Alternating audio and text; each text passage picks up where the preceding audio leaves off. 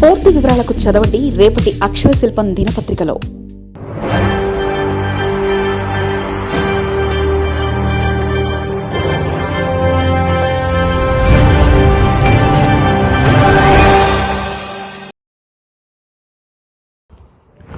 నెల్లూరు ఆయన, పులివెందుల ఈయన. నెల్లూరుపై అనిల్ కుమార్ యాదవ్ పట్టు, పులివెందులపై బీటెక్ రవి ఛాలెంజ్లు. నెల్లూరు సరే, పులివెందులపై పులివేషాలేనా? జగన్ దాటి పులివెందులకు ఎవరి సొంతం? నెల్లూరు, పులివెందుల నియోజకవర్గాల్లో తామే గెలుస్తామంటూ ఇద్దరు నేతలు చెప్పడం చాలా హాస్యాస్పదంగా ఉంది.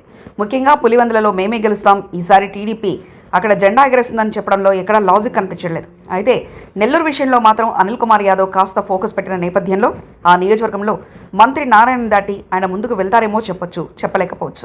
అయితే పులివెందులలో మాత్రం జగన్పై విన్ అవ్వడం చాలా కష్టం. ఎందుకంటే అది పులివెందుల కాబట్టి. జగన్మోహన్ రెడ్డి అనే వ్యక్తి అక్కడ ఉన్నంతకాలం పులివెందుల ఎవరికి కూడా వశం కాదు.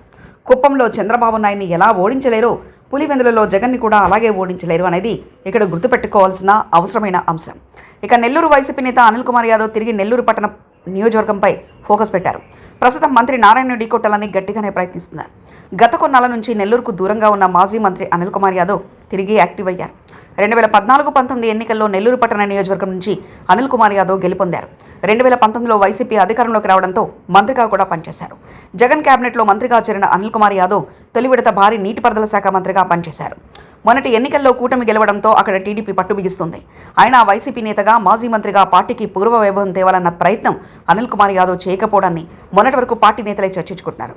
జగన్మోహన్ రెడ్డికి అత్యంత ఆప్తుడిగా మారిపోయారు. అదే ఆయన మంత్రి కావడానికి ప్రధాన కారణమైంది.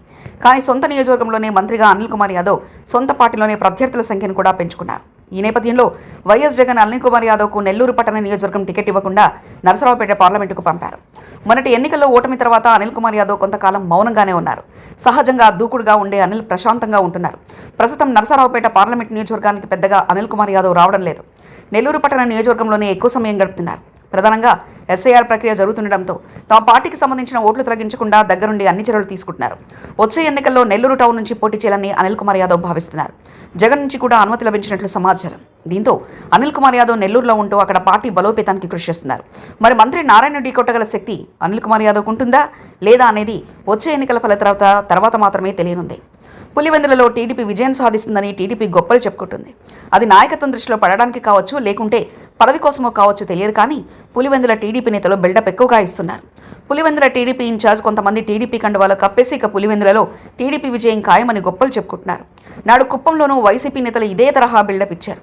తమకు తామే హైప్ క్రియేట్ చేసుకొని నాడు వైసీపీలో కుప్పం పాగా వేస్తుందని డప్పాలు కొట్టుకున్నారు. కానీ చివరికి ఏమైంది? ప్రజలు తిరిగి చంద్రబాబును గెలిపించారు. ఇప్పుడు పులివెందులలోనూ అదే తరహా రాజకీయం నడుస్తున్న కామెంట్స్ సోషల్ మీడియాలో వినిపిస్తున్నాయి. కొన్నాళ్ల క్రితం జరిగిన స్థానిక సంస్థల ఉప ఎన్నికల్లో బీటెక్ రవి సతీమణి గెలిచిన నాటి నుంచి ఇలాంటి వ్యాఖ్యలు ఎక్కువగా వింటున్నాం. జగన్ను ఓడించినట్లు తెగ సంబరపడిపోతున్నారు. తాజాగా కూడా పులివెందులలో మార్పు స్పష్టమని, టీడీపీ వైపు యువత భారీగా చేరుకున్నారని బీటెక్ రవి తనకు తానే ప్రకటించుకుంటారు.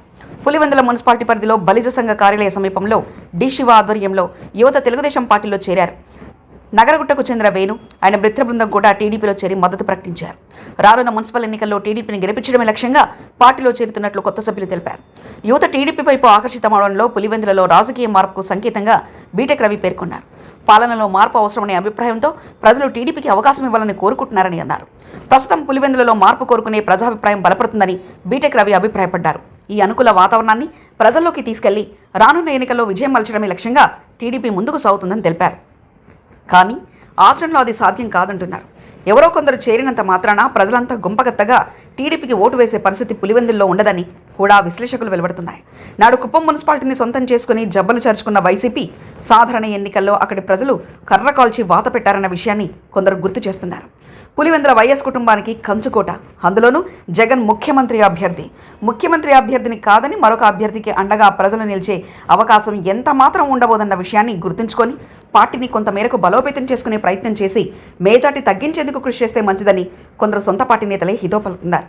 ఏ పార్టీ అధికారంలో ఉన్నా ఇలాంటి బిల్డప్ బాబులు ఇలాగే హల్చల్ చేస్తుంటారంటున్నారు. మరిన్ని కథనాల కోసం సబ్స్క్రైబ్ చేసుకోండి మీ అక్షర శిల్పం. పూర్తి వివరాలకు చదవండి రేపటి అక్షర శిల్పం దినపత్రికలో.